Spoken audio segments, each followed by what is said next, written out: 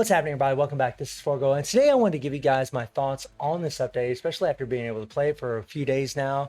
And, I think you already know what I'm going to say. This is the best update of the year.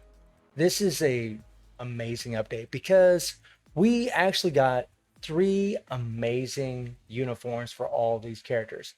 Hawkeye is God tier. He's easily one of the best characters in the game, one of the easiest characters to play, one of the strongest characters to play.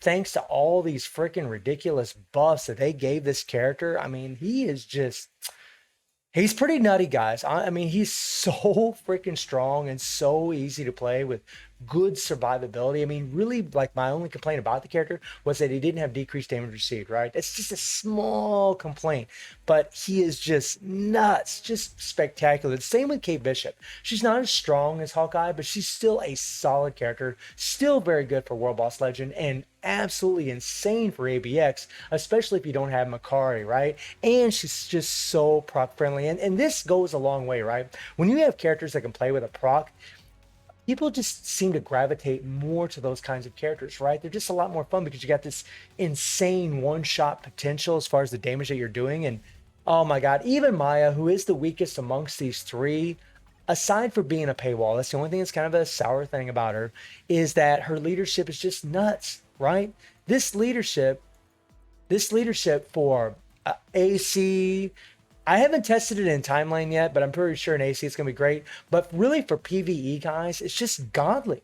I mean, because it applies to all speed types, right? This remove all debuff and 60% increase of all attack and the increase all basic defense by 60% is just so, I think, undervalued by some players. It's so good.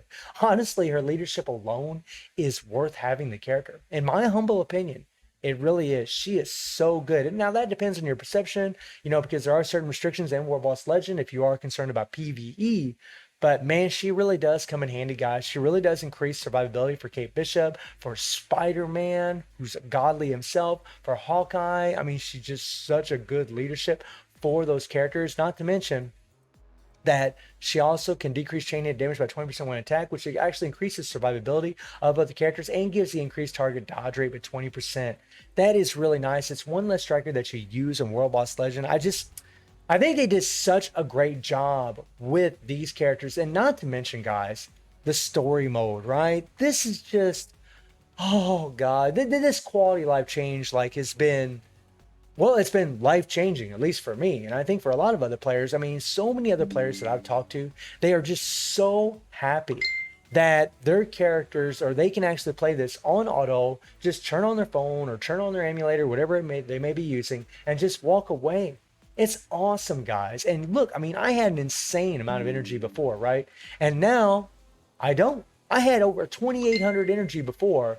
And since I've been farming like crazy, farming all of these things, farming every single one of these every day, whether it's in the Dimensional Clash, whether it's the True Shield, All War, Future Ends here, I've been farming every one of these, all of them every day. Something that I never did before. And I think a lot of other players are doing the same thing.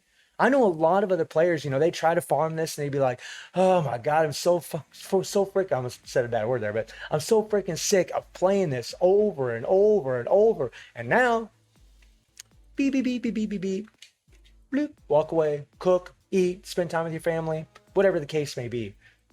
It's just awesome, guys. It's nutty. I absolutely love it.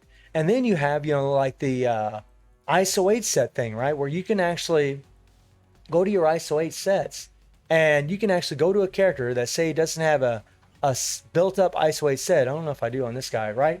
And I can actually, get in here and enhance this ISO 8 set. And then, well, I can just do Relay Awakening here, right? Enhance the ISO 8 set, then Relay Awakening. Thank you so much for the subscription.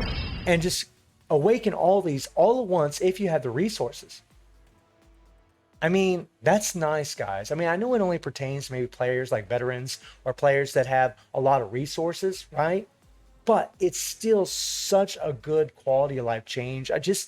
Honestly, quality of life changes are, in my opinion, a lot of times better than characters. Even though our characters are awesome that we got, the uniforms are so good, these quality of life changes are just amazing. Now, I will say that when it comes to the Shield archive, I'm not really a big fan of this. I'm not gonna lie to you guys. This whole combined data and using, Odin's blessings to get these, uh-uh, no. It's in my opinion not worth it.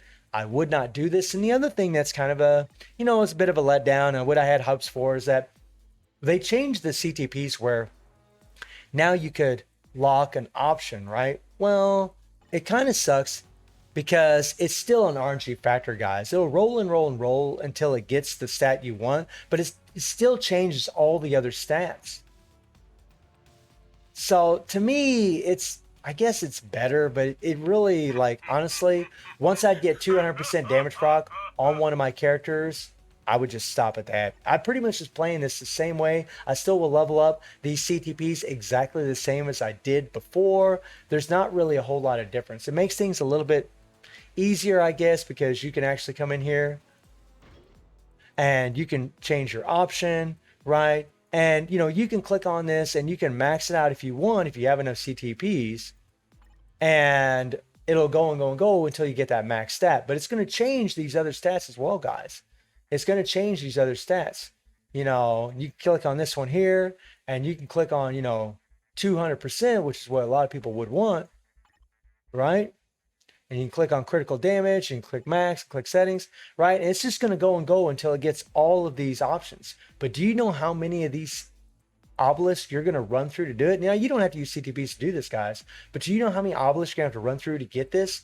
I mean, it's honestly, I think for some players, if they have an insane amount of obelisks lying around, it'll be better for them. But really, for me, guys, it's really not much different than what it was before. So that was kind of a letdown. I was really hoping we could lock a stat and keep it there. And then just, and once we get that stat, we could lock it and then lock the next stat, then lock the next stat. But it doesn't exactly work out like that, which is kind of unfortunate, at least from the testing that I've done so far. I mean, I didn't have a whole lot of obelisks to really use for it. So I could be wrong, right? I didn't only got to do it like I tried it like 10 different times, and that's what it looked like to me.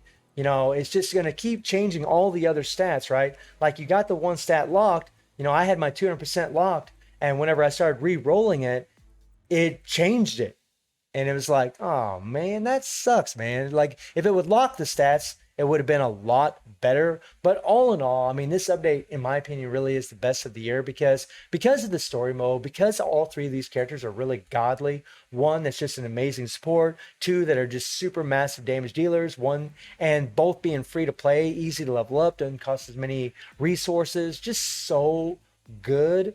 So let me know how you're all feeling about this entire update. And also let me know, guys, if you would like to see some PvP action from these characters. If you'd like to see like a PvP team amongst these three, I would be happy to do that for you. And I do stream on Twitch at 9 p.m. GMT+7 time. The link is in the description below. And I hope you enjoyed the video. Thank you for watching. Y'all take care and have a good one. See you, everybody.